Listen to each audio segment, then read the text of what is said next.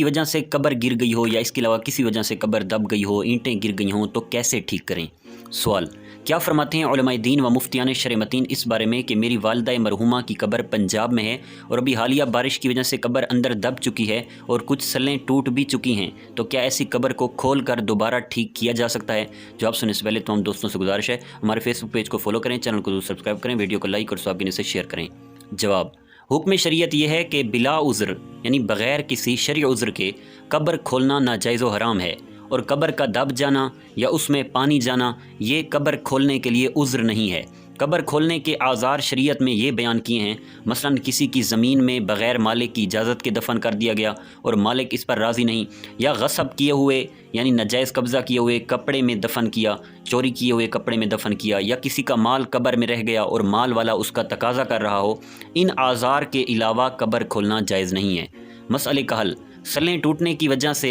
یا پانی جانے سے جہاں سے قبر دب یا بیٹھ چکی ہو اس جگہ پر مٹی ڈال دیں اور وہ سوراخ یا گڑھے بند کر دیں، اس صورت میں قبر کھولنے کی اجازت نہیں ہے۔ واللہ اعلم عز وجل ورسولہ اعلم صلی اللہ تعالی علیہ وآلہ وسلم۔